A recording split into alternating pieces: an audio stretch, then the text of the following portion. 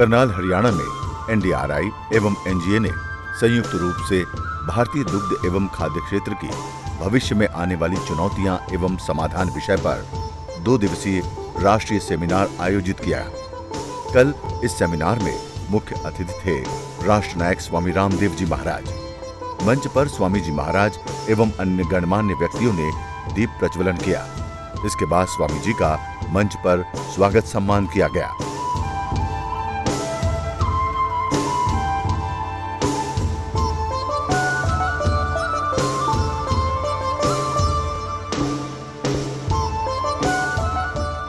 इस कार्यक्रम के उपरांत स्वामी जी महाराज ने कार्यशाला स्थल पर लगाई गई प्रदर्शनी का उद्घाटन किया एवं इसका भ्रमण किया।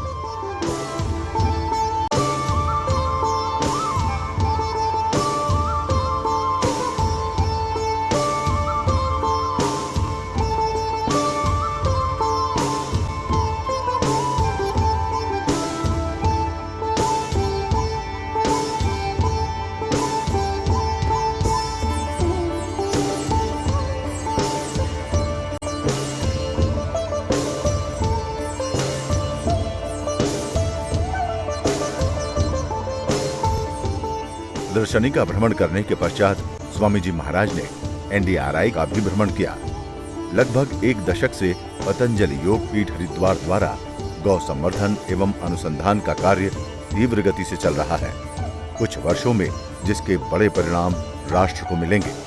50 से 60 किलो दूध देने वाली भारतीय नस्ल की गायें तैयार करना तथा देसी गाय को गौरव व समृद्धि का साधन बनाना पतंजलि योग पीठ का ध्येय है।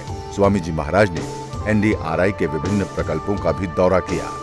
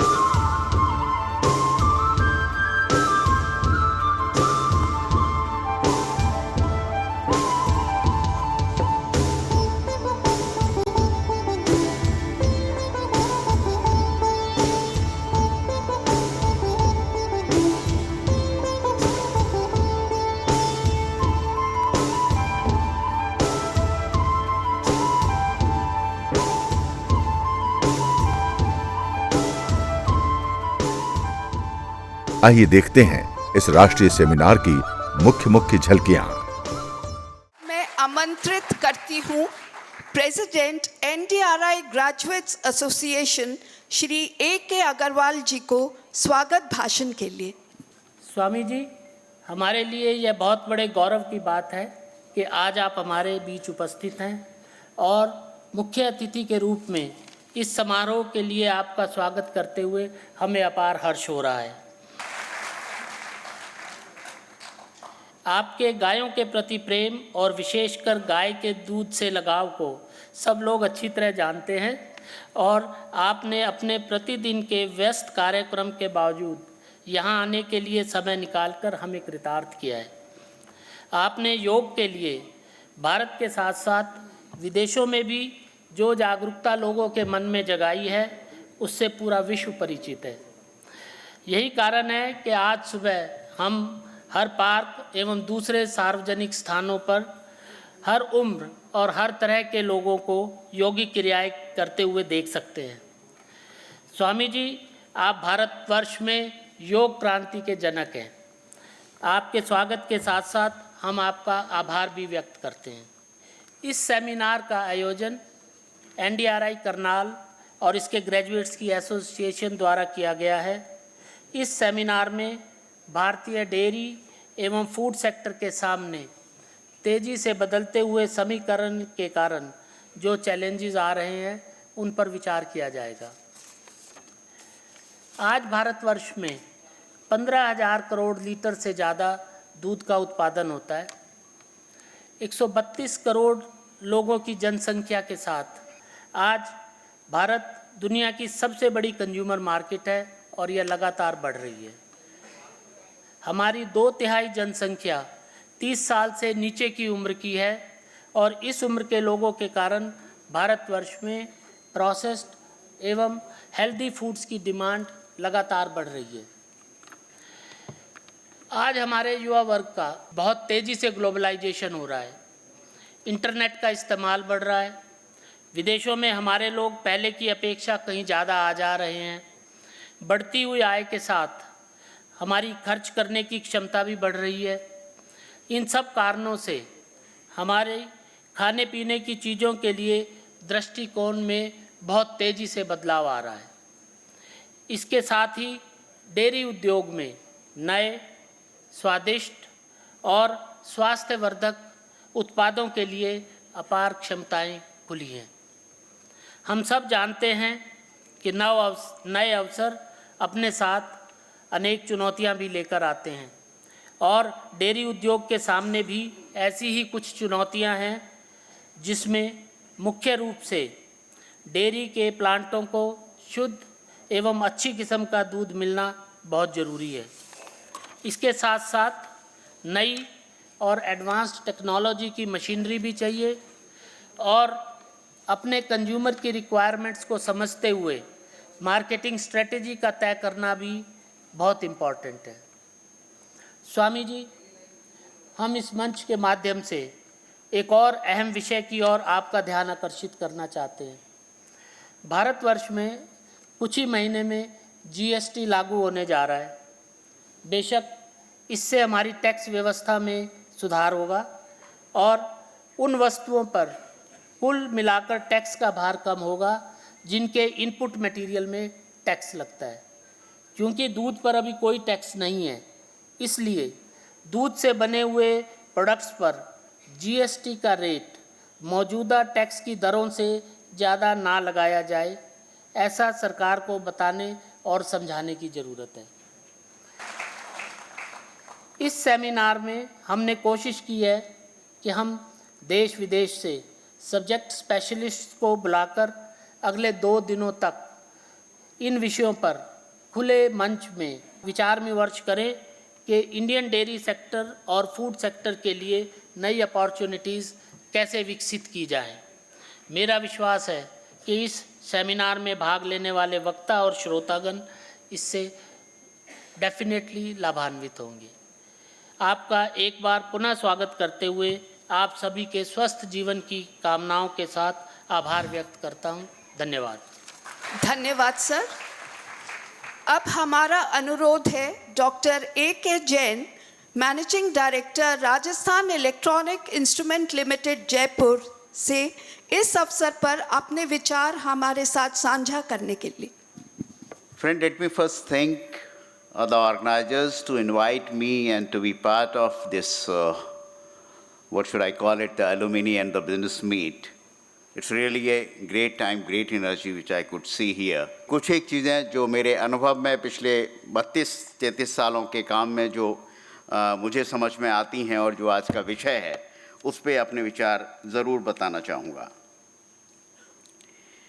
मिल्क मार्केट डायनामिक्स जो है, यानी कि कितना पैदा होता है और कितना ऑर्गेनाइज सेक्टर के पास है और कितना गैप है और कितनी बड़ी अपॉर्चुनिटी है, ये सब आप ऑलरेडी सुन चुके हैं। मैं उस बारे में ज़्यादा बात नहीं कहना चाहूँगा।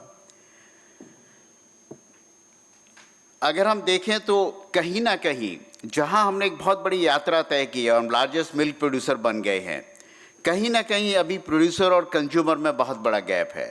बाज़ार का हाल देखें तो हम सबसे बड़े बाज़ार के रूप में विकसित हैं, सबसे बड़ी इकोनॉमी के रूप में हम उभरने जा रहे हैं।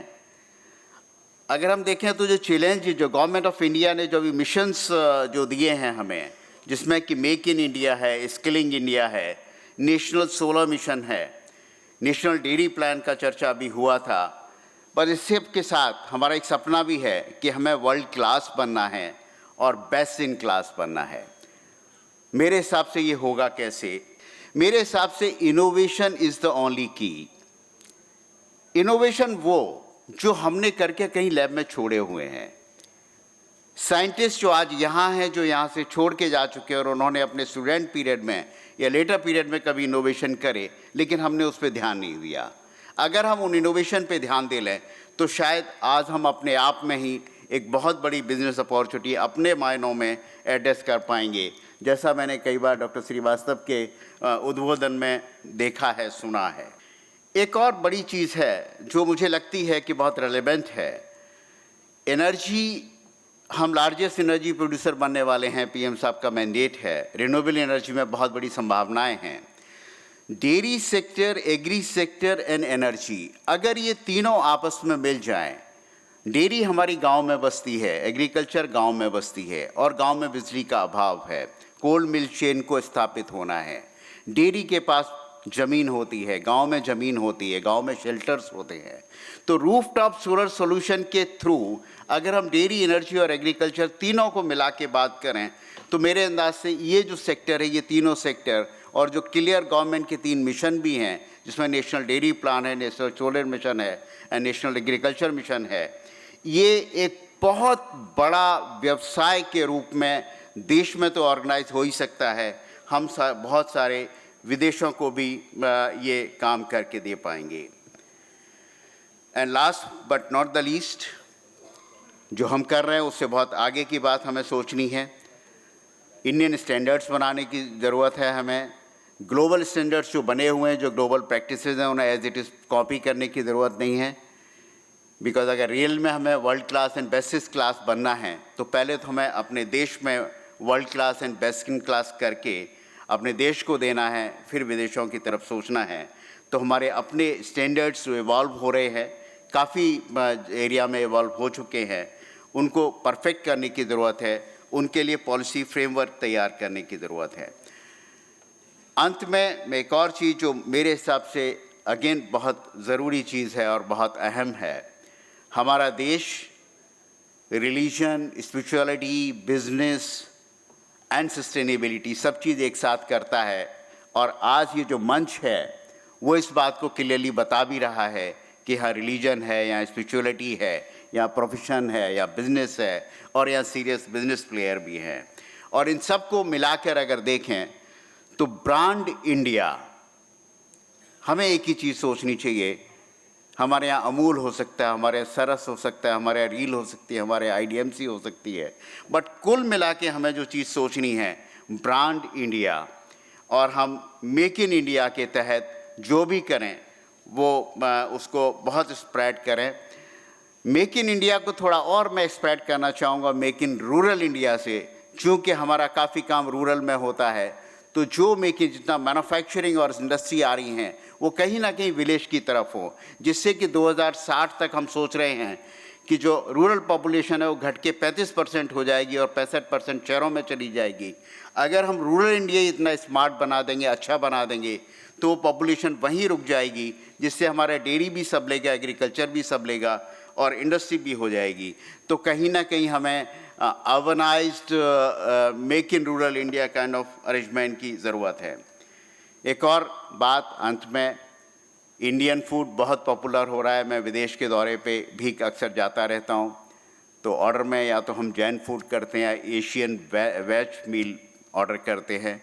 तो हमें पता है जब हमारा इंडियन ब्रांड इतना पॉपुलर हो रहा है और food industry is only around the vegetarian, and of course non-vegetarian is also part of that, but Indian brand is known for the vegetarian food, very well known for the vegetarian food. So with this I'll conclude my address, and I wish the conference gets a big success, and the effort which is made by the Alumni Association is really great. I wish all the students that you are part of such a big, such a good institute. and you're lucky that you are here. I'm surprised that they take only 25 students in a year, so they are probably jewels of dairy industry, and I can see all the alumni of this institute working at key position across the country. I wish them all success, and once again, I thank you for calling me, inviting me, and to be part of you. Thank you. Thank you very much sir. अब हम निवेदन करते हैं Shri Ravi Shankar ji, managing director Indian dairy machinery company Anand से, उनके विचारों के प्रकाश के लिए। पूज्य Swami ji, doctor A K. Srivastava, director NDRI, Shri Agarwal, Jain साहब, श्री राव, माननीय अतिथिगण, स्टूडेंट्स, आज का कॉन्फ्रेंस का थीम है way forward to meet future challenges. बात आती है फ्यूचर चैलेंजेस की तो प्रश्न आता है कि लक्ष्य क्या है। जब लक्ष्य सामने हो तो लक्ष्य पाने के लिए क्या चैलेंज होंगे, ये हमें समझना है। तो मैं आपसे एक निवेदन करूंगा कि लक्ष्य क्या होना चाहिए हमारा, और उस लक्ष्य को तय करने के लिए हमारे पिछले पास्ट में, ज़्यादा पास्ट में ना जाएं, पिछले 25 साल से देख लें, जब से ये उदारीकरण और निजीकरण का जो ज़माना, जो दौर शुरू हुआ 1991 में, तब से हम गिने कि इस डेयरी इंडस्ट्री की जो कहानी है क्या चली, कैसे हुई। दोस्तों, 1991 में देश में जो दूध उत्पादन था वो 55 मिलियन टन था, 25 साल पहले। आज 2014-15 में उत्पादन तकरीबन 146-147 मिलियन टन दूध उपलब्ध है। मतलब 25 साल पहले अगर हम एक स्टैटिस्टिकल मेजर जो कहते हैं उस दूध को बराबर बांट देते तब की जनसंख्या से, तो प्रति व्यक्ति को 180 से थोड़ा कम, मतलब 187 ऐसा ग्राम्स पर डे हर व्यक्ति को दूध मिलता। आज के तारीख में जब हम 146 मेट्रिक टन दूध पैदा करते हैं सालाना, तो प्रतिदिन प्रति व्यक्ति को तकरीबन 326 ग्राम प्रति पर्सन पर डे मिलता है। तो हमने हमारी जो दूध उत्पादन है 2.6 टाइम्स 260% हमने ग्रो की है। पर कैपिटा अवेलेबिलिटी, मैं कंजम्पशन की बात नहीं कर रहा हूँ, अवेलेबिलिटी की बात कर रहा हूँ, हमने रफली डबल कर दिया है। अब जब चैलेंजेस की बात आती है तो मैं ये पूछना चाहता हूँ कि as a country, as a nation, as a citizen हम चाहते क्या हैं, पर कैपिटा अवेलेबिलिटी क्या हो। ये प्रश्न इसलिए इम्पॉर्टेंट है क्योंकि किसी भी तरह की कोई इंटरवेंशन करते हैं हम ह्यूमन बींग्स के लिए, मकान बनाते हैं, ऑडिटोरियम बनाते हैं, सड़क बनाते हैं, तो हमारी जो वनस्पति है, हमारी जो नेचर है, उस पे कुछ ना कुछ उसका एक कॉस्ट होता है, उस पे कुछ ना कुछ उसका असर होता है। तो यदि हम 55.6 मिलियन टन से आज 146 मिलियन टन पे आ गए, हमारी जनसंख्या भी बढ़ रही है। जिस काम में मैं अभी आज के तारीख में टेक्नोलॉजी इंडस्ट्री में हूँ, starting from the drudgery of the rural woman who mainly is responsible for milking. आज के तारीख में भी काफ़ी हमारे स्टेट्स में it is the lady of the house hold, जो गृहिणी है वही गाय भैंस की देखभाल करती है, और जो भी उसका हेल्थ है, उनका जो मिल्किंग है, सब काम लेडीज़ करते हैं विलेजेस में। तो हमने मिल्किंग मशीन से लेके किस तरह की मिल्किंग मशीन होनी चाहिए जो एनिमल को कंफर्ट दे, जिस तरह से उनका ये जो लेडीज़ होते हैं उन पे जो एक ड्रजरी जो कहते हैं हम, वो कम किया जाए, to bulk milk coolers, to cooling the milk so that the quality of milk is very good at the farm level itself, it doesn't deteriorate. और वहाँ से जब डेयरी प्लांट में आते हैं तो किस तरह के डेयरी प्लांट बनाने हैं, किस तरह के प्रोडक्ट मिक्स होने चाहिए, क्योंकि आज के तारीख में भी काफ़ी हमारा जो कंजम्पशन है वो सिंपल पैस्चराइज लिक्विड मिल्क का कंजम्पशन है, और liquid milk is very important from a nutrition point of view. उसके बाद मिल्क प्रोडक्ट्स की बात आती है, उसके बाद वैल्यू एडिशन की बात आती है। तो किस तरह के प्रोडक्ट मिक्स होने चाहिए, किस तरह के टेक्नोलॉजीज होने चाहिए, एंड डाउन द लाइन किस तरह की कोल्ड चेन हमें लास्ट स्टेप कंज्यूमर तक रखनी चाहिए ताकि कंज्यूमर को एक wholesome, fresh and food safety के पॉइंट ऑफ व्यू से एक अच्छा पदार्थ, मिल्क प्रोडक्ट मिले। इन सब पे हमें जो भी चैलेंजेस हैं उसे ओवरकम करना है। अंत में मैं यही कहूँगा कि the way forward is about balance. संतुलन बनाए रखें हम नेचर के साथ, ताकि मिनिमम कॉस्ट हो, मिनिमम डैमेज हो एनवायरनमेंट को, एनिमल को कंफर्ट हो। मोस्ट इम्पॉर्टेंटली जो महिलाएं, जो विलेजेस में जो लोग काम कर रहे हैं, उनकी जो ड्रजरी है डेयरिंग के साथ जो इन्वॉल्व हैं, उसे हम कम करें। पूरी डेयरी वैल्यू चेन में टेक्नोलॉजी इस तरह से लाएं कि फूड सेफ्टी और फूड क्वालिटी के पॉइंट ऑफ व्यू से हम एकदम उत्तम गुणवत्ता वाली जो दूध और दूध पदार्थ हैं वो हम ऑफर करें कंज्यूमर्स को। और एक फाइनल सीमा तय करें कि आज अगर हम 146 मिलियन टन हैं तो 21-22 में क्या हम 210 मिलियन टन पैदा करें, आगे जाते जाते 2050 में 320 मिलियन टन पैदा करें, क्योंकि 2050 में जो हम पॉपुलेशन देखेंगे वो शायद तकरीबन 170 करोड़ का पॉपुलेशन होगी इंडिया की। और तब अगर हम पर कैपिटा अवेलेबिलिटी चाहते हैं कि 500 ग्राम हो तो हमें 320 मिलियन टन दूध उत्पादन करना पड़ेगा। इसका हमारे इकोसिस्टम पे nature of dairying, small holder होगा कि एग्रीगेशन होगा, स्मॉल होल्डर से मीडियम होल्डर होंगे, सब्सिडरी ऑक्यूपेशन से थोड़ा मेन स्टे ऑक्यूपेशन होगा, ये सभी चीज़ों पे विचार करके इस पे जो चैलेंजेस आएंगे, एंटिसिपेटेड अनएंटिसिपेटेड कॉन्सिक्वेंसेस होंगे, उस पे विचार करके हमें एक स्ट्रैटेजी बनानी पड़ेगी। आपने मुझे ये एक मौका दिया इतने महानुभावों के सामने बात करने के लिए, आप सभी का धन्यवाद। Thank you very much. इस नेशनल सेमिनार के उपलक्ष्य में एक स्मारिका तैयार की गई है। हम निवेदन करते हैं हमारे मुख्य अतिथि परम पूज्य योग ऋषि स्वामी रामदेव जी से कि कृपया इस स्मारिका का विमोचन कर हमें कृतज्ञ करें।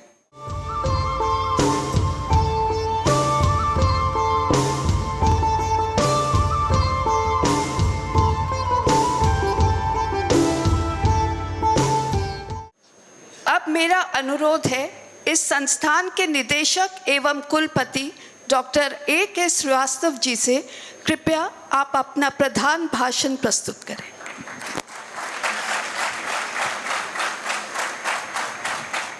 सबसे पहले मैं अपनी तरफ से इस संस्थान के मुखिया होने के नाते अपने इस संस्थान के सारे वैज्ञानिकों, कर्मचारियों, अधिकारियों और विद्यार्थियों की तरफ से परम पूज्य श्री योग ऋषि स्वामी रामदेव जी का इस कैंपस में बहुत हार्दिक स्वागत करता हूं। सर, आपका बहुत बहुत हार्दिक स्वागत करता हूं। और जब हमने सर आपको शाल ओढ़ाया तो मैंने आपसे निवेदन किया कि आज के बाद हमारे आप इस इंस्टीट्यूट के गार्जियन हैं, हमारे इस इंस्टीट्यूट के गार्जियन के रूप में जब भी आएंगे। अगर हम इस कॉन्फ्रेंस की बात करें सर, ये हमारा कॉन्फ्रेंस का थीम है Indian dairy and food sector way forward to meet the challenges. Food sector और डेयरी सेक्टर को कभी भी अलग नहीं किया जा सकता। हम हमेशा कहते हैं कि हम फूड और न्यूट्रिशनल सिक्योरिटी की जब बात करते हैं, फूड सिक्योरिटी हम क्रॉप से ले आ सकते हैं, लेकिन न्यूट्रिशनल सिक्योरिटी के लिए हमें लाइव स्टॉक पे, डेयरी पे डिपेंडेंट होना जरूरी है। पिछले 15 सालों से हम विश्व में नंबर 1 पर हैं 146 मिलियन टन दूध पैदा करके, और हम लोगों ने कैलकुलेट किया कि इस साल के अंत तक हम 160 मिलियन टन दूध पैदा करेंगे। बहुत रिकॉर्ड हमारा रहा है। सर, जब हम लोग ग्रीन रिवोल्यूशन ले आए, ग्रीन रिवोल्यूशन की बात हर जगह हुई, सब लोगों ने कहा कि यस, हरित क्रांति आई, हमारे पास अनाज ज़्यादा पैदा हुआ। व्हाइट रिवोल्यूशन का इम्पैक्ट ग्रीन रिवोल्यूशन से ज़्यादा रहा है, लेकिन वो कम जाना गया, कम बात किया गया, कम सोचा गया, कम बात किया गया। आज भी अगर हम कंट्री को न्यूट्रिशनली सिक्योर रखना चाहते हैं तो हमें दूध पे, लाइव स्टॉक प्रोडक्ट्स पे बहुत ध्यान देना पड़ेगा। पतंजलि योगपीठ बहुत अच्छा काम कर रही है, इसमें हम लोग इसमें और भी साथ मिल करके काम करेंगे। दूसरा सर, व्हाइट रिवोल्यूशन हम लोग ले आए, कहते हैं कि 160 मिलियन टन पैदा दूध करेंगे, आज 146 मिलियन टन दूध पैदा करेंगे, लेकिन टोटल दूध जो प्रोसेस हो रहा है उसमें से खाली 37% प्रोसेस हो रहा है, 17% खाली ऑर्गेनाइज सेक्टर में है, 20% अनऑर्गेनाइज सेक्टर में है। कोऑपरेटिव हमारे व्हाइट रिवोल्यूशन का बैकबोन रहा है सर। लेकिन मैं आपको बताऊं कि आज भी जितना दूध पैदा हो रहा है उसका खाली 7.2% दूध कोऑपरेटिव के पास जा रहा है। किसानों के पास लाखों लाख टन दूध ऐसे हैं जिनको कोई लेने वाला भी नहीं है। जब फ्लश पीरियड आता है तो आंध्र प्रदेश, कर्नाटका जैसे जो डेवलप्ड स्टेट हैं वहाँ भी रविशंकर को पता है कि 1-2 दिन के हॉलीडे डिक्लेयर कर देते हैं कि दूध नहीं लगता। पहला चैलेंज है कि हम लोगों का सपना है कि किस तरीके से आने वाले सालों में हर 1 किलो सरप्लस दूध किसानों के दरवाजे से उठा करके उसको प्रोसेसिंग चेन में, ऑर्गेनाइज चेन में हम इसको ले आएँ। ये हमारा सबसे बड़ा पहला चैलेंज होगा। स्वामी रामदेव जी को बहुत सल्यूट करता हूँ कि इनको जो डेयरी के बारे में नॉलेज है वो बहुत ही विस्तृत नॉलेज है। मैं सरसरीली आई सल्यूट ही को वहाँ बैठे बैठे जो आपने मुझे बताया इन्होंने मुझे, स्वामी जी ने मुझसे कहा कि A1 A2 की जो आप लोग बात करते हो वो घी में तो नहीं होता है। मेरे मुंह से रिफ्लेक्सली निकल गया कि नहीं होता है। तो उन्होंने कहा नहीं कैसे होता है, ये तो प्रोटीन का होता है। फिर मैं अपना माइंड स्ट्राइक किया, मैं कहा रियली अप्रिशिएबल आपका नॉलेज है और आपका जो ज्ञान है, मैं उसको सल्यूट करता हूँ।